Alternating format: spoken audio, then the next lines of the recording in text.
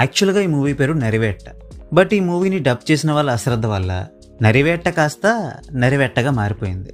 తెలుగులో డబ్ చేసినప్పుడు తెలుగు టైటిల్ని పెట్టడం చేత కాకపోతే అట్లీస్ట్ ఒరిజినల్ టైటిల్ అయినా తెలుగులో కరెక్ట్గా రాయొచ్చు కదా. ఆ మాత్రం జాగ్రత్త కూడా తీసుకోకుండా స్కూల్ పిల్లల్లా ఈ స్పెల్లింగ్ మిస్టేక్స్ ఏంటి?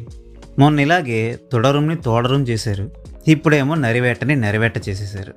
అయినా ఏ టైటిల్ని పెట్టారన్న దానికంటే సినిమా ఎలా ఉందనేదే మనకు ముఖ్యం కాబట్టి ఆ టైటిల్ గొడవని పక్కన పెట్టి సినిమా గురించి మాట్లాడుకుందాం. బేసిక్గా ఈ మూవీకి విడుదల మూవీకి చాలా సిమిలారిటీస్ ఉన్నాయి.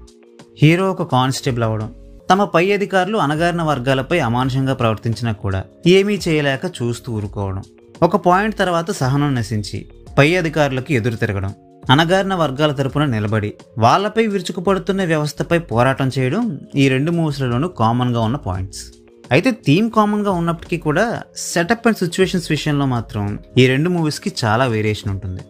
చదువు పూర్తయి ఒక మంచి గవర్నమెంట్ ఉద్యోగం కోసం ప్రయత్నిస్తున్న ఒక కుర్రాడి జీవితం ఏ విధంగా ఉంటుంది, ఆ టైంలో ఆ కుర్రాడిపై ఏ విధంగా ప్రెషర్ పడుతుంది, ఆ ప్రెషర్స్ కారణంగా వాళ్ళకిష్టం ఉన్నా లేకపోయినా ఏదో ఒక ఉద్యోగంలో చేరడం లాంటి విషయాల్ని హీరో క్యారెక్టర్ ద్వారా మనకు చూపించే ప్రయత్నం చేశారు. ఇటువంటి ఒక పరిస్థితిలో కొత్తగా కానిస్టేబుల్ జాబ్లో జాయిన్ అయిన హీరో యొక్క మైండ్ సెట్ ఎలా ఉంటుంది, పోలీస్ బ్రుటాలిటీ ఎలా ఉంటుందో నేరుగా చూశాక హీరో దాన్ని వ్యతిరేకించడానికి ఎటువంటి మార్గాన్ని ఎన్నుకున్నాడు లాంటి విషయాలు హీరో క్యారెక్టర్ని సెటప్ చేసి మెయిన్ కాన్ఫ్లిక్ట్ పాయింట్లోకి హీరోని ఇన్వాల్వ్ చేయడానికి బాగానే దోహదపడ్డాయి. సో కావాల్సినంత టైంని తీసుకుని హీరో క్యారెక్టర్ని సెటప్ చేసి తీరా ఆ ప్రాబ్లమ్ని హీరో ఎలా సాల్వ్ చేశాడనేది మాత్రం చాలా సింపుల్గా తేల్చిపడేయడం ఏమాత్రం కన్విన్సింగ్గా లేదు.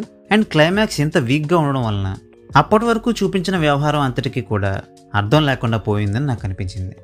ఇక ఫైనల్గా ఈ మూవీని నేను మీకు రికమెండ్ చేస్తానా అంటే ఆ క్లైమాక్స్ కంప్లైంట్ ఒక్కటి పక్కన పెడితే మలయాళం మూవీస్లలో యూజువల్గా ఉండే ల్యాగ్ ఉన్నప్పటికీ కూడా రిమైనింగ్ మూవీ అయితే నాకు బాగానే ఉందనిపించింది.